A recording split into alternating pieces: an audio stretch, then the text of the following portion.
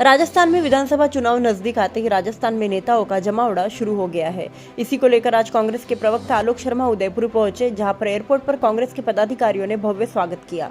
Airport से बोहरा गणेश जी पहुंचे, जहां पर पूजा अर्चना की। वहां से कार्यकर्ताओं पदाधिकारियों से चर्चा की। उसके बाद कांग्रेस कमेटी के प्रवक्ता आलोक शर्मा मीडिया से बातचीत करते हुए कहा कि राजस्थान सरकार ने राहत देने का काम किया है, वही भाजपा ने आफत का काम किया है। कांग्रेस कमेटी के प्रवक्ता सामान्य भाजपा पर निशाना साधते हुए कहा कि जनता में कोई आक्रोश नहीं है, लेकिन बीजेपी जन आक्रोश रैली निकाल रही है। वही परिवर्तन यात्रा पर कटाक्ष करते हुए कहा कि इस बार गहलोत सरकार फिर से, जनता चाहती है कि कांग्रेस एक बार फिर राजस्थान में सरकार बनाए।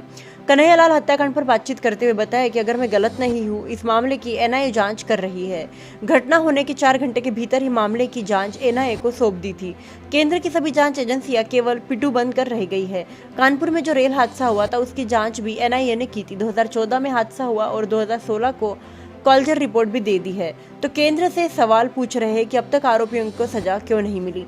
केंद्र सरकार ने अब तक आरोपियों को सजा दिलाने का काम किया। उन्होंने कहा है कि जांच एजेंसियों को विरोधियों के खिलाफ करने का काम किया है, केवल आरोप लगाने से कुछ नहीं होगा। उन्होंने कहा कि पुलवामा में हादसा हुआ, जिस गाड़ी में आरडीएक्स लाया गया, वो गाड़ी किसकी थी? जिस गाड़ी में 350 किलो आरडीएक्स लाया गया, उस गाड़ी के बारे में अभी तक किसी को भी जानकारी नहीं मिल गई, लेकिन उसकी चार्जशीट अभी तक पब्लिक में क्यों नहीं आ रही है? केंद्र सरकार, बीजेपी वाले लोग आरोप ही लगा सकते हैं, लेकिन जब आरोप की राजनीति का समय अब खत्म हो गया है।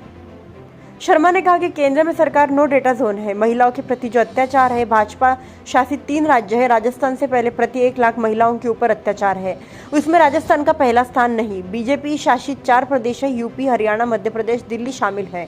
उन्होंने कहा बीजेपी के सांसदों को आजकल मोदी जी पीठ थपथपाने में, मेज थपथपाने के अलावा कोई काम नहीं है। उन्हें आंकड़े पढ़ने चाहिए। अगर आंकड़े देखें और गहराई में जाए तो डिबेट करने चाहे तो हम उन्हें सच्चाई से रूबरू करवाएंगे। कांग्रेस के प्रवक्ता शर्मा ने कहा कि भाजपा पहले इस तरीके के बयानों को भुना लेती थी, लेकिन इस तरीके के बयानों के पक्ष में नहीं हूँ। न ही कांग्रेस पार्टी सनातन या किसी भी दूसरे धर्म की आलोचना के पक्ष में नहीं है। कहीं न कहीं जो एक गठबंधन जो बनने जा रहा है, वो पहले से ही दरार। देखिए, इसमें 2 सवाल के आपके हिस्से हैं। पहला हिस्सा तो यह है कि इसके तरह के बयान से क्या प्रभाव पड़ता है। इस तरह के बयान को बीजेपी पहले भुना ले जाती थी। मैं इस बयान के पक्ष में नहीं, ना ही कांग्रेस पार्टी किसी भी तरह के सनातन या किसी दूसरे धर्म की किसी भी रूप में आलोचना के पक्ष में हैं। हम इस तरह के बयान को देने में हमेशा हर पार्टी को, हर व्यक्ति को संयम बरतना चाहिए। दूसरी बात, मोदी साहब ने कर्नाटक में भी कहा कि मुझे अभी तक 91 बार गाली दी गई। मोदी साहब के जो घड़ियाली आंसू और घड़ियाली जो जिस तरह के वक्तव्य थे, जनता समझ चुकी है कि उनका अब कोई जनता के मुख्य मुद्दों से कोई सरोकार नहीं है। इस बार बीजेपी कोई भी डिवाइड, डाइवर्ट, डिनाई, डेविएट कोई पॉलिसी अपना ले, कुछ नहीं चलेगा। जनता इस बार जो कांग्रेस की सरकार ने 5 साल में काम किया है, उस पर वोट देगी। फिर भी मैं कहूँगा कि कांग्रेस पार्टी इस तरह के किसी भी बयान का समर्थन नहीं करती है और उससे भी आगे बढ़ के हम इस तरह के बयान की आलोचना करते हैं। कन्हैयालाल हत्याकांड पता नहीं है कि जांच कौन कर रहा है। केस तो एनआईए के पास है, अगर मैं गलत नहीं हूं तो। मैं राजस्थान की जितनी जानकारी रखता हूं, 4 घंटे के अंदर उसी रात को केस एनआईए को दे दिया था। अब एनआईए ने तो तमाम केस अपने हाथ में लिए।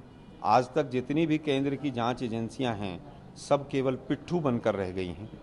कानपुर में रेल हादसा हुआ था, एनआईए ने जाँच की, 2014 में हादसा हुआ और उसके बाद 16 में क्लोजर रिपोर्ट दे दी। हम तो केंद्र से सवाल पूछ रहे हैं कि अभी तक उनको सजा क्यों नहीं मिली। केंद्र सरकार ने आज तक कितनी फास्ट ट्रैक कोर्ट बनाकर ऐसे मुजरिमों को सजा दिलाने का काम किया। केवल जांच एजेंसियों को आप विरोधियों के लिए उपयोग करेंगे, ये दुर्भाग्यपूर्ण। ये भी कहते हैं जयपुर बम ब्लास्ट में आपकी कमी के कारण सब आरोपी छूट गए। क्या उनकी सरकार बीच में नहीं रही थी? केवल आरोप लगा देने से कुछ नहीं होगा। हम तो पूछ रहे हैं, पुलवामा में वो गाड़ी कौन सी थी जिस गाड़ी में वो 350 किलो आरडीएक्स आया? क्या मीडिया के साथियों को भी पता है कि उसका मालिक कौन था? वो मारुति 800 थी, एम्बेसडर थी, इनोवा थी, फॉर्च्यूनर थी, बोलेरो थी, क्या था? देश को ये भी नहीं पता चला। एनआईए जांच कर रही है, उसकी चार्जशीट पब्लिक में क्यों नहीं आ रही है? केंद्र सरकार केवल और केवल बीजेपी वाले लोग आरोप लगा सकते हैं, लेकिन अब आरोप की राजनीति का समय लद गया। की सजावट के लिए जरूरी है इंटीरियर, और यदि आप फर्नीचर खरीदने की सोच रहे हैं तो देर मत कीजिए, क्योंकि उदयपुर के प्रसिद्ध फर्नीचर निर्माता पूनम फर्नीचर पर उपलब्ध है सभी तरह के उच्च क्वालिटी फर्नीचर और साथ में फाइनेंस सुविधा भी। हॉस्पिटल, होटल और कॉलेज जैसे टर्नकी प्रोजेक्ट में महारत हासिल। घर की सजावट या शादी के लिए खरीदना है फर्नीचर तो जरूर आइए पूनम फर्नीचर, सेक्टर 5, उदयपुर।